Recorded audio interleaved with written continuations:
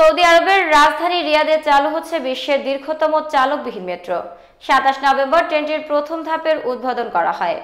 সৌদির আধুনিক যাতায়াত ব্যবস্থায় একটি গুরুত্বপূর্ণ সংযোজক হিসাবে বিবেচিত হচ্ছে।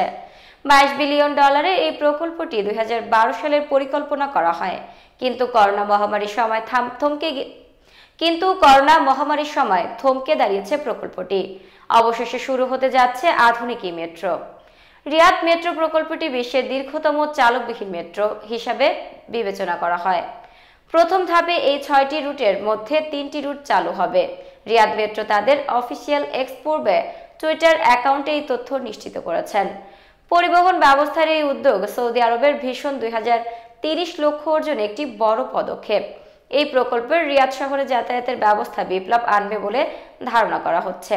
মেট্রোটি অত্যাধুনিক প্রযুক্তি দ্বারা পরিচালিত হবে এবং এটি পুরোপুরি চালকবিহীন। প্রথম ৩টি রুট চালুর মাধ্যমে নগরবাসীর জন্য সহজ, দ্রুত এবং আরামদায়ক যাত্রার সুযোগ সৃষ্টি হবে। রিয়াদ মেট্রো সৌদি আরবের বৃহত্তম নগর উন্নয়ন কৌশলের এটি মূল উপাদান। ক্রমবর্ধমান জনসংখ্যা এবং দক্ষ পরিবহনের জন্য চাহিদার সঙ্গে প্রকল্পটির লক্ষ্য শহরটির অবকাঠামো আধুনিকরণ করা এবং এর অর্থনৈতিক পরিবেশগত স্থায়িত্ব লক্ষ্য অবদান রাখা।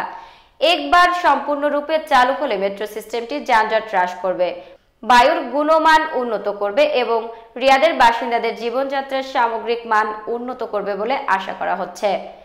উপরোক্ত পরিকল্পনাটি নির্মাণের সময় এবং চলমান ক্রিয়াকলাপের মাধ্যমে হাজার হাজার কর্মস্থান সৃষ্টি করবে। এই মেট্রো সিস্টেমটি পরিবেশ বান্ধব এবং শহরের যানজট কমাতে গুরুত্বপূর্ণ ভূমিকা রাখবে। এটি নগরের পরিকল্পনা একটি আধুনিক মডেল যা ভবিষ্যতের নগর পরিবহন ব্যবস্থা দৃষ্টান্ত স্থাপন করবে।